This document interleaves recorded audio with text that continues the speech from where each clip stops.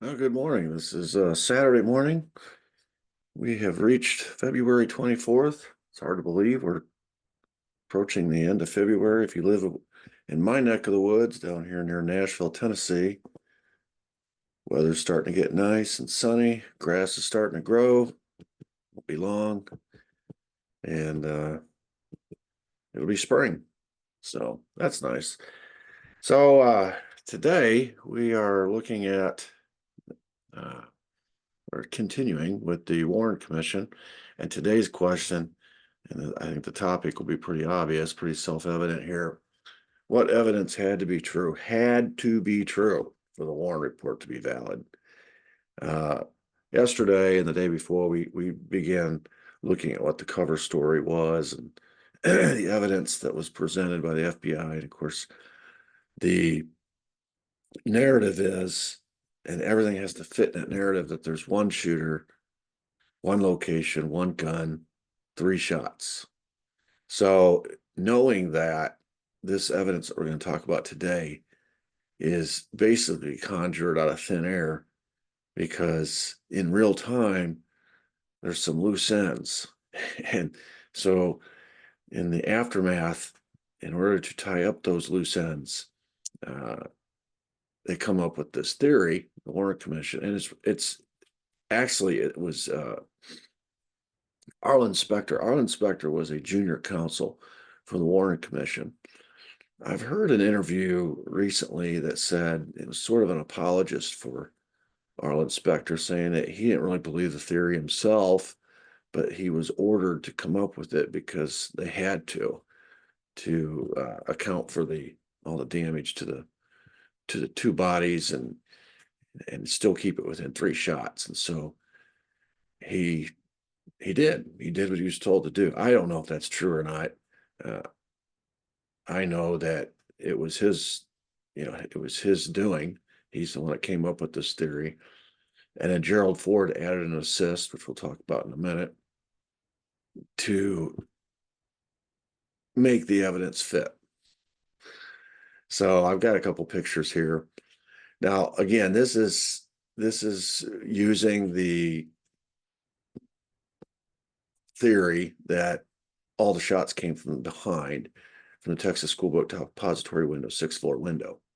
So they've got a problem, and I mentioned it yesterday. The problem is James Tague was standing by the railroad bridge, the overpass, and he got nicked with a bullet. The first shot missed wildly and took him. Yeah, he was kind of lucky actually, and it nicked him. So they know they have one miss. Okay. And then they have one hit that everybody saw, which was the president's head. And if the lone gunman theory is to stand, they can only have three shots. We covered that in an earlier episode just because of the time. The Zapruder film establishes a time. Later, the Dictabelt establishes a time, confirms the time. And you only have a certain amount of time to get all these shots off. And of course, it's a bolt action rifle, which takes 2.3 seconds between to recycle. And so if you shoot three times, you had to recycle it twice um, to get three shots. And that's the only thing that fits within the 5.6 second time frame. So somehow they have a bunch of wounds to two bodies that they've got to account for with one bullet. That's the problem. you know, Kennedy has a back wound, Kennedy has a throat wound.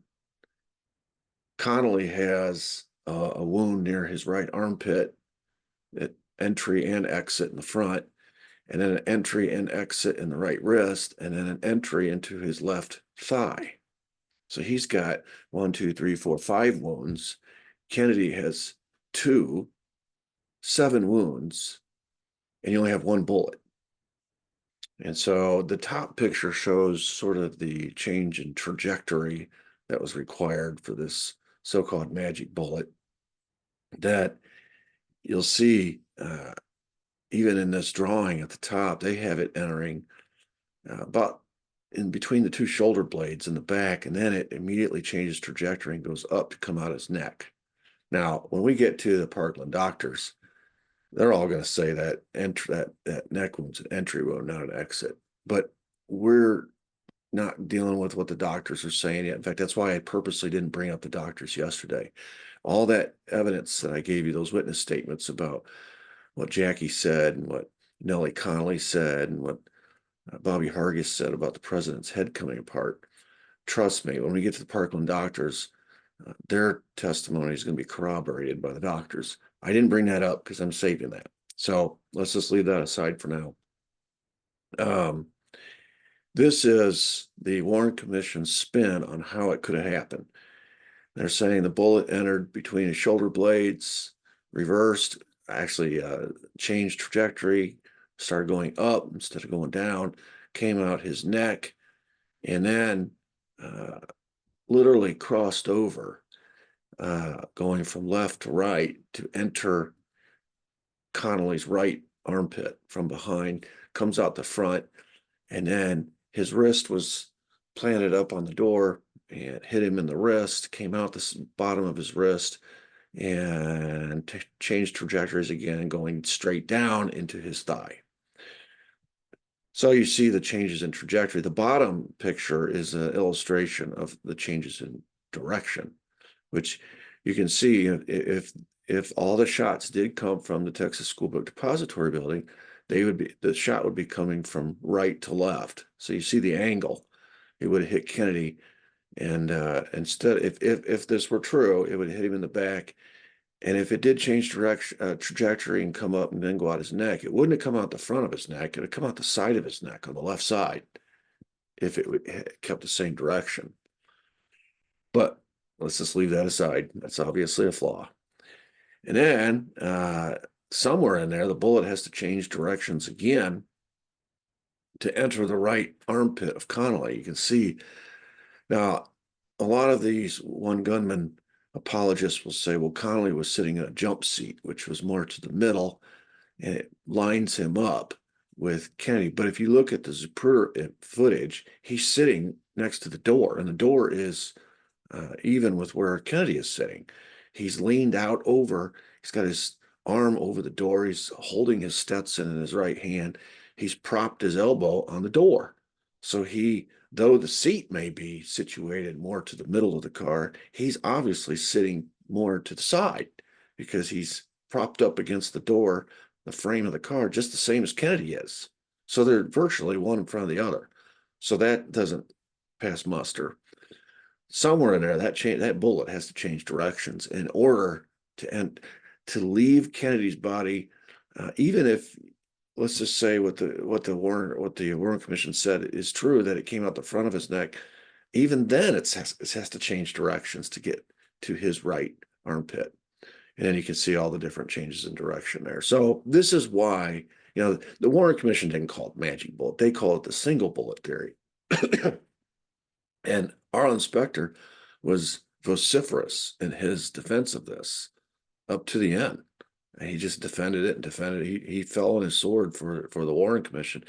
And even as new evidence came out and it became more and more implausible, he just kept defending it. And Gerald Ford's going to give him a big assist in this whole process to help make this even more plausible. But you have to understand what they're doing is they're changing the evidence, especially Gerald Ford. I mean, he just outright changed something pretty important too. We'll get to that in a minute. All right, so this is the CE39 exhibit. We've looked at it before, and you can see there's very little damage to it at all. There's the little dimple at the tip of it, and the problem, as I described it a minute ago, was that one shooter only has time to fire 3 shots. Okay. And we know one shot missed. And according to the timetable and the evidence, the first shot was the one that missed, which is interesting. I've always wondered about that. How could, the first shot you'd think would be the most accurate. You have all this time, you're waiting, you're following, you're trailing the car. Boom. That should be the most accurate. It missed the car wildly. Now, if you just study the JFK assassination in a vacuum, That doesn't make any sense. It makes complete sense when you study it in context with the RFK assassination, uh, with the Martin Luther King assassination. It makes complete sense. There's always a diversionary shot, always. In RFK's case, the diversion was Sirhan, the accused assassin. He was always in front of Bobby, always. When Bobby walked into the kitchen at the Ambassador Hotel in Memphis, up pops Sirhan starts firing from his pistol. He just starts firing. He's always in front. He was never to the side. He was never behind him. Always in front. And so the entourage that was with RFK obviously sees the threat and begins attacking the threat, which is in front. And all of the attention is in front of Bobby. Meanwhile, the kill shot happened right behind Bobby's right ear. His bodyguard, Thane Eugene Caesar, popped him right there. While everyone's looking at Sirhan's spraying the area with bullets, Thane Eugene Caesar took his pistol and shot him right behind the ear. It was an execution. According to the autopsy, the fatal shot came from behind. It was so close to Bobby's skin. This is why he called it an execution shot. It left powder burns behind his ear. So, but the diversion was Sirhan, and got everybody looking in that direction. In the Martin Luther King situation, the diversion came from the flop house, and you see the famous photo where they're all standing there pointing, because the first shot came from the flop house, but the kill shot came from the fire station, which was to the left. If you've ever been to the Lorraine Hotel, you all of that neighborhood there is very compacted. It's very much like Dealey Plaza. It's very close, and uh, some pretty interesting work has been done in that case, showing where the shooters were. But there was a diversion, and it got everybody's attention looking one direction while the kill shot comes in from behind. So going back to my JFK example, that first shot, in my view, was a diversion. It was to get people thinking the shooting was coming from the Texas School Book Deposit. It didn't have to hit. That wasn't the point. The point was to create a sound coming from that building that got everybody looking in that direction. And oftentimes what happens is people go with what they see first, and your eyes start playing tricks. I think I mentioned this in the earlier episode about Alan Dulles hiring this magician to come in and teach his assassins the art of misdirection, because he understands, when magicians are doing their work, they're oftentimes doing things right in front of you. You just don't see it because they're playing tricks on your eyes. Your eyes, they have a diversion, and while your attention is diverted, they're doing something over here. And that's how they perform a lot of their magic tricks. They play tricks with people's eyes, which when the eyes start to play tricks, it plays tricks with your brain, everything. Your eyes are your input. If you can trick the eyes, you can trick the brain. So, and the ears, even the sounds, they're all tied together, all these senses. So it's an art form. It's a science. It's art. I don't know. Maybe it's more science than art. I would think, but it works. It's been proven to work. If you create a diversion, you can get people thinking all the shots came from one place when actually the kill shot came from somewhere else. And so, as is the case with the Bobby Kennedy case, the diversion was in front, the kill shot was from behind. In Martin Luther King's case, the diversion was to the right. As Martin Luther King came out of the Lorraine Hotel and he was standing on the balcony, off to the right is the flop house, off to the left is the fire station. The diversion was the right, and the kill shot was the left. In JFK's case, the diversion was the Texas School Book Depository, and the kill shot was the grassy knoll. That's how they do it. So they got a problem. The shooter only has time to fire. If it's one shooter, you got 5.6 seconds as established by the Zapruder film and the Dicta Belt recording later. We'll talk about that when we get to the House Committee investigation. And we know one shot missed and hit James Tigg by the overpass. That only leaves 2 bullets to cause. And I've got 8 wounds here. And the reason I have 8 wounds is because I'm counting the head wound. Okay. which we know that that was caused by the fatal shot from the grassy knoll. So that leaves one shot to create 7 wounds. And so they the solution that they come up with is this Warren Commission Exhibit CE399, this bullet that they found allegedly on a stretcher in Parkland Hospital. And they're like, aha, there it is. There's the bullet. That's the bullet that caused the 7 wounds. And that's when they assigned our inspector to figure out a way to make these bodies line up, these wounds line up in such a way that one bullet, this bullet, which fell out on the stretcher, is the culprit, is the offending party, so to speak, that created all 7 of these wounds. So that's how we end up with this. And excuse me, it's interesting. There, I'm not a ballistics expert. Okay. I do know that the FBI has tried to replicate this shot. I know that researchers have tried to replicate this shot. And I know that military folks that have expertise in this area when it comes to guns and how they operate and how bullets react, et cetera, et cetera. I've never heard anybody say that this was possible. Now, I have heard, I have seen a few TV shows, but shows that were defending the Warren report, and they do some kind of fancy physics in a laboratory, and they come up with an explanation that makes all this possible. And I just kind of defer to my common sense in this. And I look at this and I say, okay, we have 2 problems. We have a problem of trajectory and we have a problem of direction. And the trajectory is going to change 4 times. I don't understand that. It escapes me how it could change direction or trajectory, which means it's going up or it's going down. You think if it's coming down from the 6th floor, that's a pretty steep angle. All right. And then for it to completely reverse in such a short period of time, when it hits the president in the back and then starts going up, come out his neck, what is that? Maybe 3 or 4 or 5 inches, for it to completely, it must have hit a backstop inside his body to change directions like that. And it didn't shatter anything. It just changed directions. Normally a bullet goes through stuff like that or shatters it. It didn't do that. It just came out and it started going up. And then after that, 3 more changes in trajectory. And then in direction, it changes direction 3 times. And 2 of those, there's really no other way to say it. 2 of those had to happen in midair. Because if it comes out the front of his neck, Connolly's sitting over here, or Connolly's sitting right in front, but his right shoulder's over here. Okay. So it's got to hit, it's got to do somehow, and it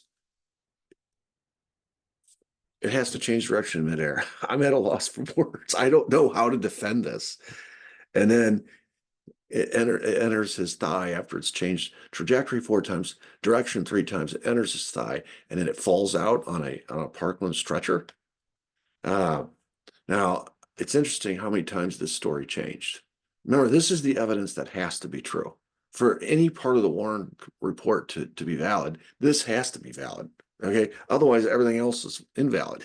This has to be true. This is first. This is like when you're building a house and you set the cornerstone.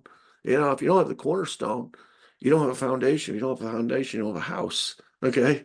So the Warren report is the house, but the single bullet theory is the cornerstone of that house, of that report.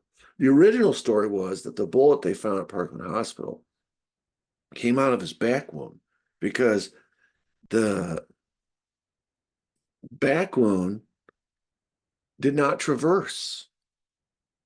And when we get to the doctors, that's going to be one of the biggest questions from the doctors is how could that be a magic bullet that went through and created?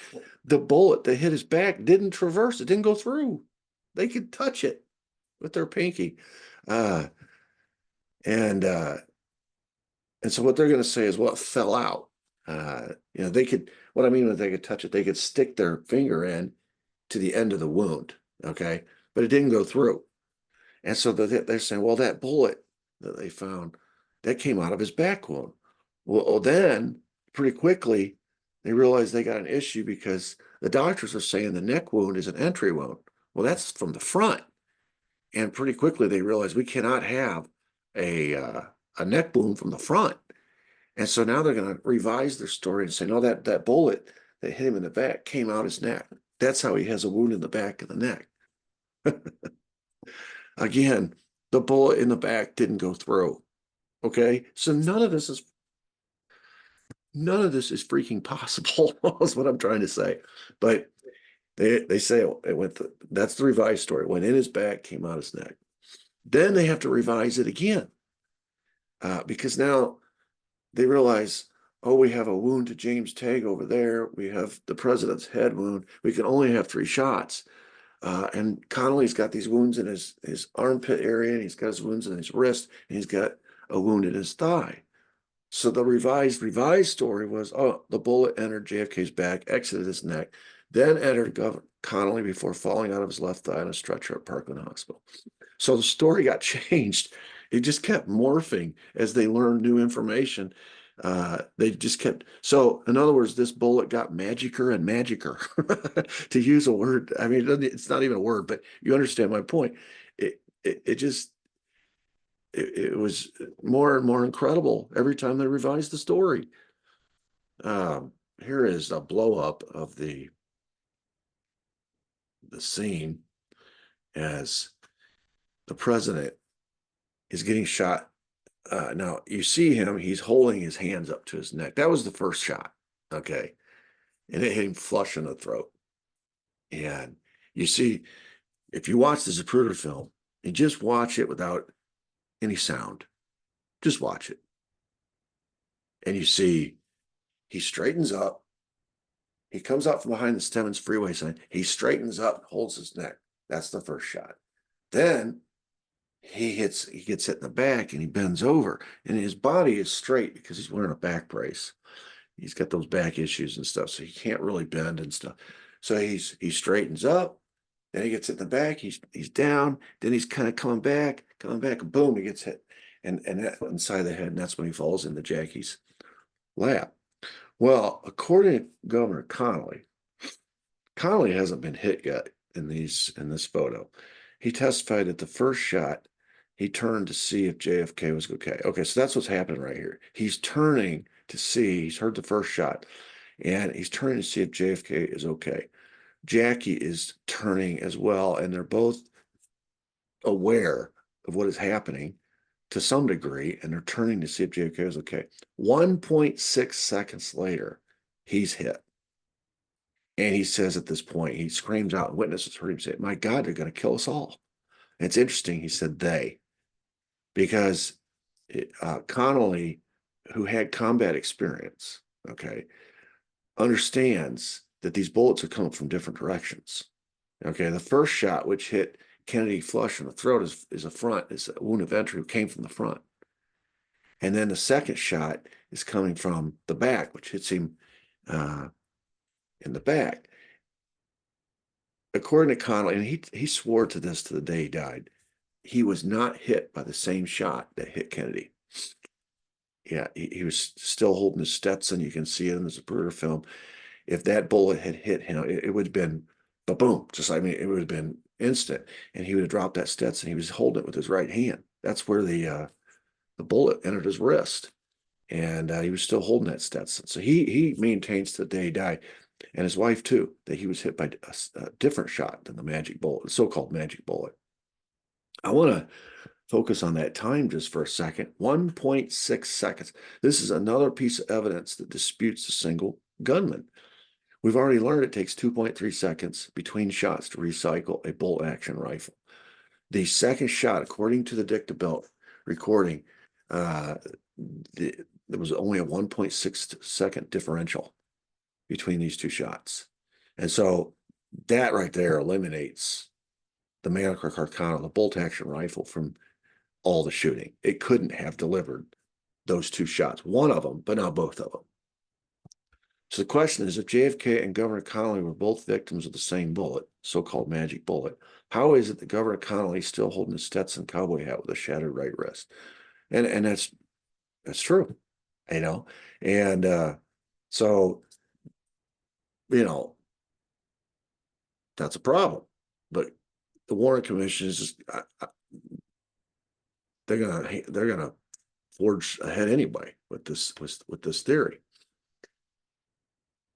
So here's where Jerry Ford comes in. Remember now, Jerry Ford is the FBI's guy. He's on the Warren Commission. And he's squealing. He's telling J. Edgar Hoover everything that's being said, and so he's the spy. He's J. Edgar Hoover's spy. He's the man on the inside. And so I can just imagine a scenario where in the Warren Commission, where the commissioners are talking, they're saying, well, wait a second. I mean, somebody had to ask the same question we just asked. How could a bullet that hits him flush in the back change trajectory so dramatically and come out the front of his neck? How? And so, it was 6 inches below his shirt collar. So it's down there by the shoulder blade area, maybe even a little bit lower. How could it come out his throat? And that's where Jerry Ford changes and says, no, the shot that hit him in the back was up around the neckline of his shirt. He literally moved the shot that hit him in the back. And of course, the body's been buried. By the time the Warren report comes out, he can do anything he wants with a drawing, which is what he did. So to mitigate or to lessen the dramatic change in trajectory, he just moved it up 6 inches and said it hit him not in the back, but hit him in the back of the neck and came out the front of his neck. By the way, that's been documented. Jerry Ford even admitted it. And he tried to say, well, it wasn't that big of a change. It was a huge change. The second question, so that's how they fix that. Okay, so the first question is, how could a bullet that hit JFK in the back, 6 inches below shirt, how could it exit his throat? Oh, you just change the drawing, you move it up. Instead of in the back, now it's in the neck. Second question, how could a bullet that didn't pass through JFK's body end up creating 6 more wounds? Well, they never did answer that question. The doctors brought it up. When we get to Dr. McClellan, that's one of the first points he makes. He's like, the bullet didn't traverse. It didn't go through. And it only created a hole in his back about the length of his pinky finger. And he drew it. He drew it on a drawing so that he could diagram for the commissioners exactly what he found. And he's one of the first doctors to attend to President Kennedy. And so then the question is, where did this so-called pristine bullet was found on an unattended stretcher in the hallway of Parkland Hospital? How did it get there? All right, let's look at that a little bit, because that's a little bit interesting. Let's just leave aside for a second the fact that this bullet was in such perfect condition. It stretches credulity to believe that it was a bullet that created 7 wounds in 2 people. Let's just leave that aside for a second. How did it get there? Was this did it fall out of Connolly's leg? Was it Connolly's stretcher, or was it planted? Just so you remember, there was the scene where Ruby, of course he denied being there, was seen by Seth Cantor in that hallway. That's where, when Seth Cantor entered with the motorcade, that's where Ruby flagged him down. And they went out into a little stairwell concourse area where there was a stairwell, and they had a little short conversation. And Seth Cantor signed an affidavit. Yeah, I talked to Jack Ruby in that location. Of course, Jack Ruby denied it, right? And we did a whole episode on Where's Waldo, all the places that Jack Ruby was on the day of the assassination. He was everywhere. And he was in that hallway where that stretcher was, where that bullet was found, according to Seth Cantor. So the guy who found this bullet is this guy pictured here. His name is Daryl Tomlinson. He's a senior engineer at Parkland Hospital. He testified that he found the bullet. He even drew the little drawing there, as you can see. There's a hallway. He drew the doors. There's an elevator shaft. There's several exits there. And the stretcher where he said that he found this uh, this bullet was not the stretcher that Connolly came in on. Now, the Warren Commission is going to say it was. Daryl Tomlinson is going to testify that it wasn't. He said it was a stretcher that was parked in the corner of that hallway, and it was just there as a spare, but it was not in use. But that's where he found the bullet. So this is why, and of course, he testified to this, and this is why there's a lot of suspicion at Jack Ruby's job. You know, everywhere Jack Ruby seemed to go, he had foreknowledge of things that were about ready to happen. And how hard would it have been? You know, why was he at the hospital? You know, what was his purpose there? And why would he deny it later? Why would he go to such lengths to deny it when there was a witness who talked with him there? And he knew there was a witness who talked, unless he was part of something that was planting evidence. And if he admits to being there, then you know, people are going to reach their own conclusions on that. But you know, he denies being there because you know that's what a lot of researchers have come to the conclusion that he planted that bullet. How else did that bullet get there?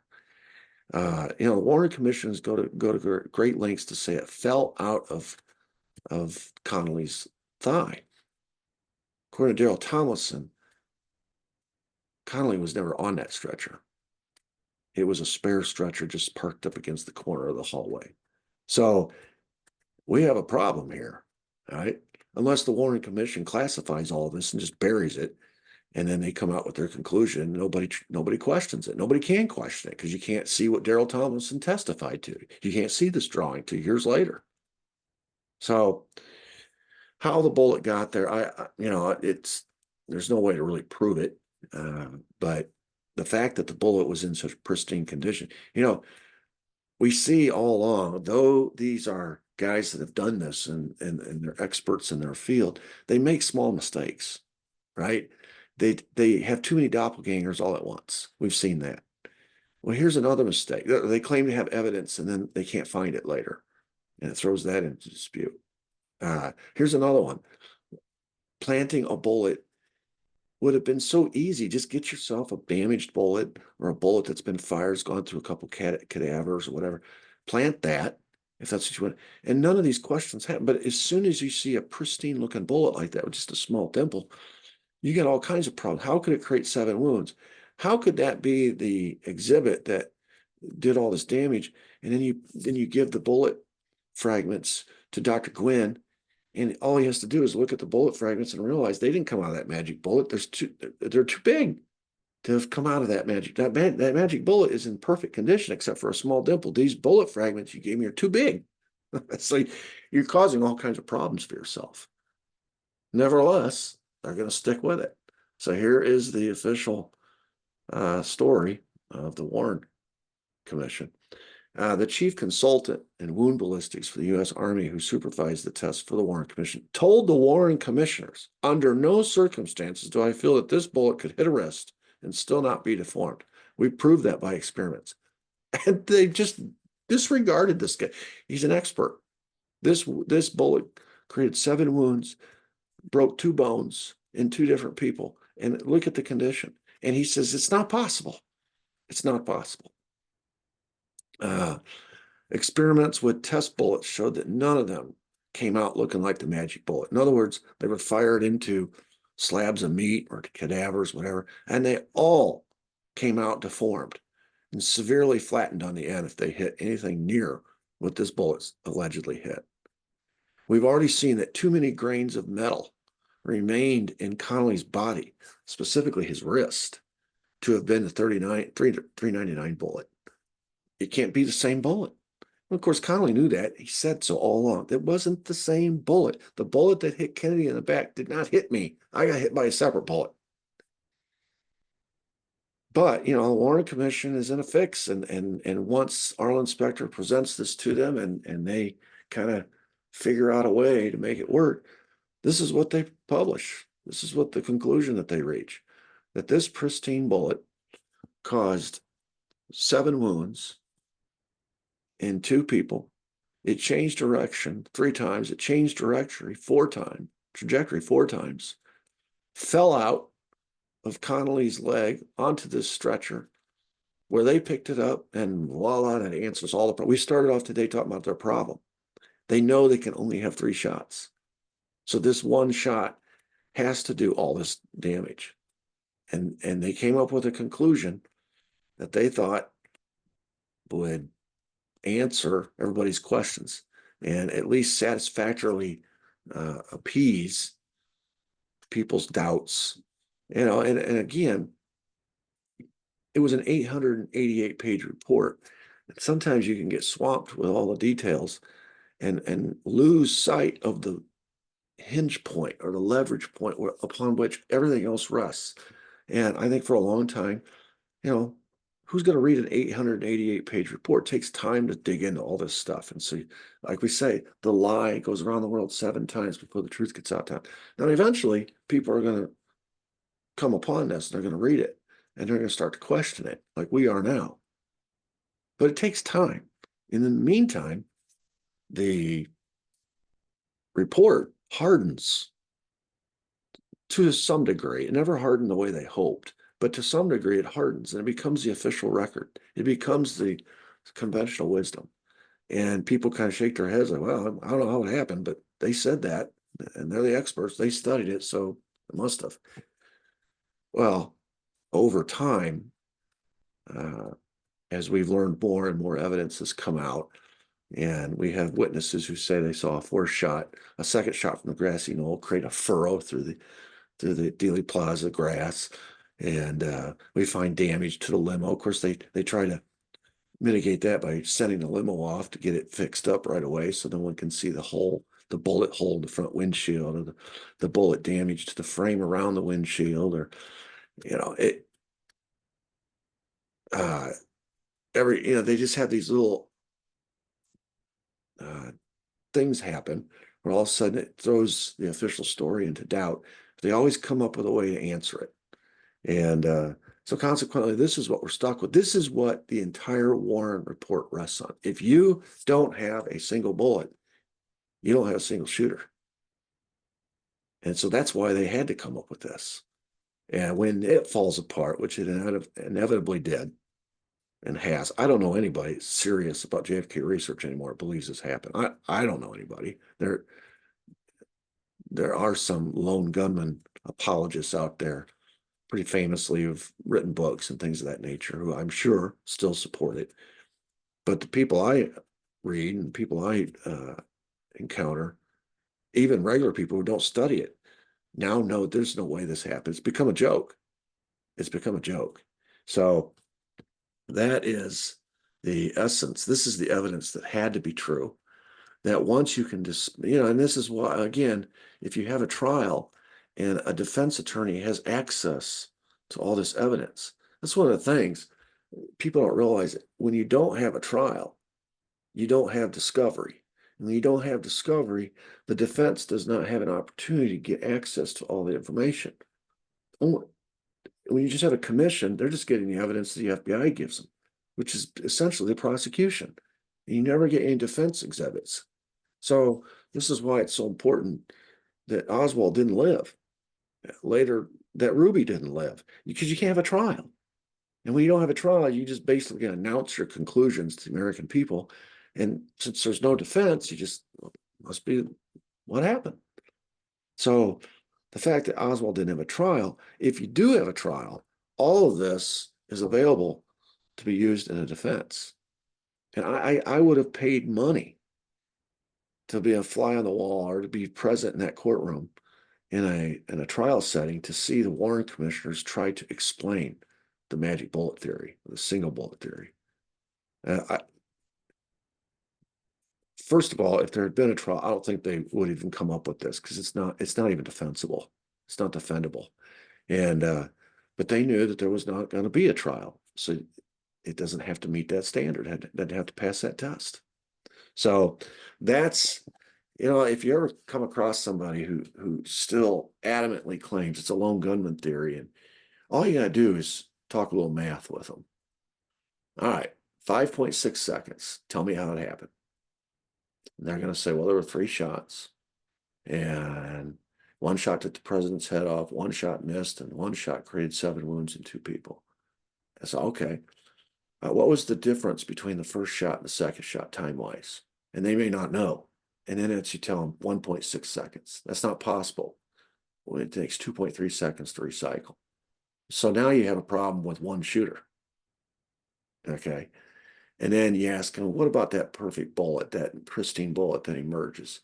You realize no FBI sniper, none of the government gun experts or military gun experts who have tried to replicate that shot could. How do you explain 4 changes in trajectory, 3 changes in direction? How do you explain it coming out looking like that? How do you explain the grains of metal in Connolly's wrist that exceed the amount of metal missing from that magic bullet? How do you explain all the Parkland doctors who say that throat wound was a wound of entry? How do you explain Gerald Ford's statements that he moved the shot that hit him in the back up to be the back of the neck so that it wouldn't have to change trajectory so much, proving that the Warren Commission even admitted or acknowledged that that wasn't possible. They had to move the location on the body to make that work. I mean, you get into it, you just start asking these questions, and they can't answer them. They can't answer them. So that's today's question. What evidence had to be true for the rest of the Warren report to be possible?